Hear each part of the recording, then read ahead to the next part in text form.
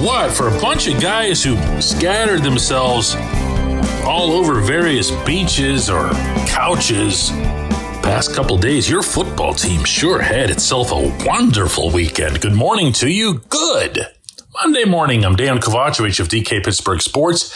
This is Daily Shot of Steelers presented by FanDuel. It comes your way bright and early every weekday. If you're into hockey and or baseball, I also offer daily shots of Penguins and Pirates in the same place that you found this. It's back to practice later this morning over on the south side. That'll begin around 11 a.m. and that'll be aimed at the Browns coming into town next weekend. Now, as the great philosopher Juju Smith-Schuster once famously spoke, the Browns is the Browns. Only now, the Browns is pretty much representative of the entire remainder of the AFC North Division, because the Browns is 1-4. The Ravens is 1-4. The Bengals is 2-3. All three of these teams lost yesterday, of course, and in most cases weren't even in the game. The aggregate score of their three games was 102-51, a literal 2-to-1 ratio. The Browns losing to the Vikings over in London, the Ravens getting destroyed by the Texans in Baltimore, and the Bengals being very predictably handled by the Lions in Cincinnati. And so here we are through 5 official weeks of the NFL's regular season, and the Steelers are 3-1, and they're well ahead of the pack. Now, I'm not here to pretend that means something. I was here, just in case anybody's wondering, last season as well. 10-3 looked awfully good. And if memory serves, the Steelers had several opportunities where, of their own volition, they could have closed out the division and didn't. That was way after week 5. This was just week 5. So talk to me again about taking command of the AFC North, in a couple of weeks, because after the Browns comes a Thursday night game in Cincinnati, the first 2 divisional games of the season. And on top of that, the Ravens will be facing a pretty good Rams team that's 3-2 after a tough overtime loss to the 4-1 49ers with all the injuries that Baltimore has, and it goes way beyond Lamar Jackson, Roquan Smith. They could have really used a bye week right about now. Instead, they'll be getting theirs after the game against the Rams, after which they might be 1-5. But the Ravens don't have their quarterback. The Bengals don't have Joe Burrow. The Browns never had a quarterback. And if there's one thing you can say about the Steelers to date, they sure weren't great in their first 3 games, but they've had a quarterback all along. And at the risk of making everybody think about something unseemly, if Aaron Rodgers goes down, they still have Mason Rudolph. So yeah, do the Steelers appear to be in a much better spot than the remainder of the division? Yeah. Is that predicting something toward the future? Heck no, not necessarily. But I'll take, and I said this from Ireland, you guys, I'll take this whole set of circumstances untouched if you'd offered it to me back in August. Everything about it, up to and including the flaws that remain. Because I see the flaws, and I have seen the flaws as being fixable all along. Even the offensive line. Look, fixable can be defined a lot of different ways. You can say, well, until these 5 guys get better and become a unit, you're never going to get what you need out of the line. Okay, so put Spencer Anderson out there for 20 snaps. Put Darnell Washington pinned next to Broderick Jones' left shoulder. Bang, just like that, blocking solved. It's not perfect, but it's fixable. I'll take what's gone wrong with the defense to date, if only because that always was visibly fixable. They had to tackle. That's it. And they had to get people who've made a living tackling people to tackle. And they had to communicate, and they had to show cohesion. All of that's happened, or it's at least gotten underway. Are they going to go undefeated the rest of the way? No, of course not. Are they locked to win one or both of the next 2 games? No, of course not.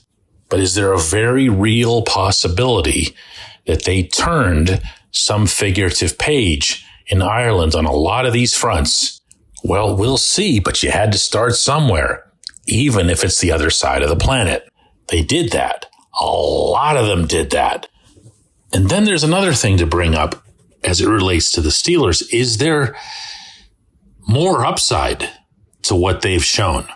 And I'm sorry, I can't even conceive of anybody answering that question in the negative. I don't know how you could look at, even if it's just in some cold, bland way, at the names that they have on this team and say, yeah, no, they're not going to get any better. This is pretty much who they are. Who would think that, much less say it? Listen to me, injuries are part of the game.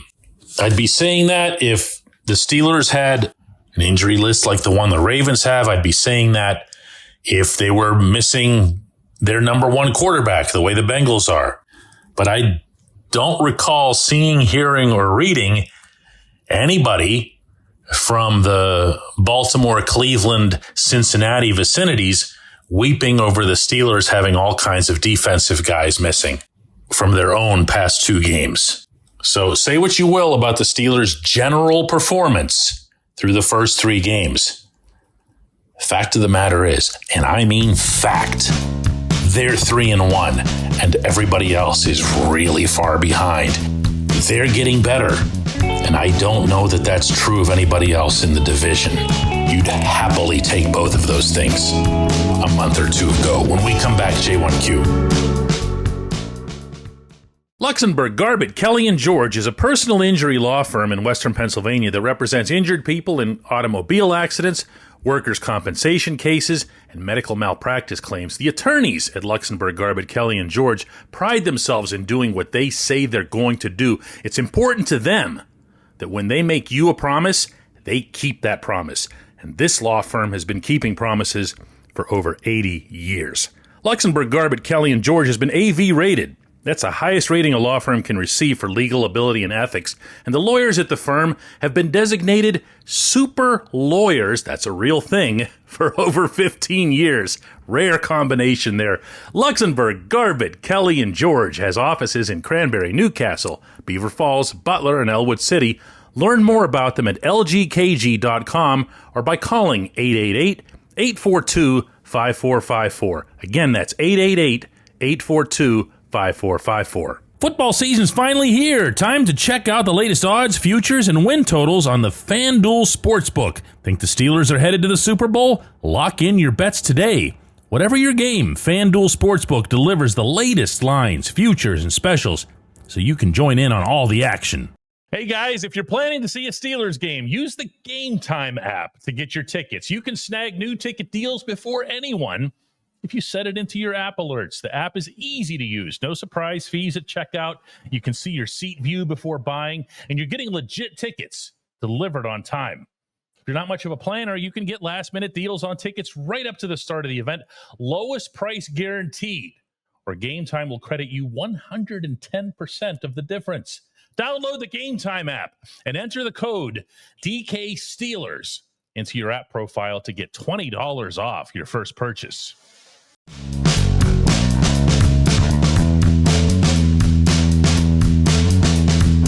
Today's J1Q comes from Jason in Arkansas, and he says, "Hi DK, appreciate all the coverage on the app at an amazing value. I listen and read every day." Thanks for that, Jason. "My son plays quarterback for a high school team.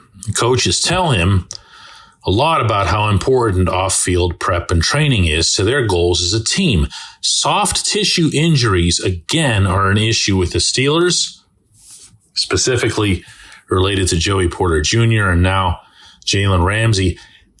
Is the Steelers training staff doing all that they can to prevent these injuries and our players accountable to properly stretching and training.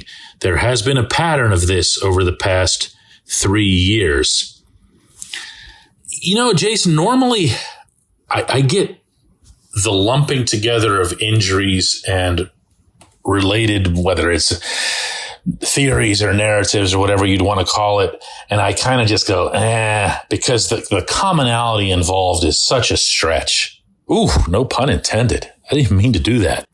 But as I'm going to guess that your son can attest, the stretching, the responsibility for keeping those soft tissue muscles in a state where they can handle an extraordinary level of exercise that only competitive athletics can present, man, that's on the athlete. It's on the athlete 100 times out of 100. They are given every guideline. They are, especially out in Latrobe, where the temperatures can get pretty crazy. They have workers chasing them around with a hose that's spilling water. They want you to stretch. They want you to hydrate. They want you to strengthen. And they don't just want you to do it. They order you to do it. There aren't exceptions to this. I watched the same process happen with Aaron Rodgers as it did for everybody else on the field. Sometimes guys just get hurt. Now, have the Steelers had, to your point, a few too many of these, pulled hamstrings and stuff like that seem like they should just be routine or routinely prevented? Yes, they have had, and it's been the time span that you mentioned, roughly 3 years. And it is worth the Steelers monitoring how they handle these things. But if you're going to ask me if I'm seeing something systematic that looks like a failure on a grand scale, no. And for that matter, if you're going to ask me if every hamstring injury or every pull or tweak of this muscle or that muscle is preventable, that answer is also no. And it's a definitive no. And that needs to be emphasized here as well. I appreciate the question, Jason. I know where you're going with it, and I know it's in the right spirit. But I'll tell you, 99.9% of the time, it's either on the athlete or just on stinking rotten luck. I appreciate the question. I appreciate everybody who listens to Daily Shot of Steelers. And by the way, just as like a little bit of a side note, if the audio of my Daily Shot of Steelers and the other podcasts I do has sounded a little bit off, bit of an embarrassing admission on my part here. I left my microphone. I lost it at Croke Park in Ireland. And it's taken a while to get the replacement. It's supposed to come in the mail today. I'm hoping it does. Honestly, I missed the thing. I felt like it produced some of the best sound we ever had. Anyway, it'll get taken care of one way or the other. We have a double shot today at 4 p.m. Eastern, after which I'm headed to New York to cover the Penguins season opener against the Rangers. Go download our app already. Don't make me go through the whole speech every day. Talk to you later.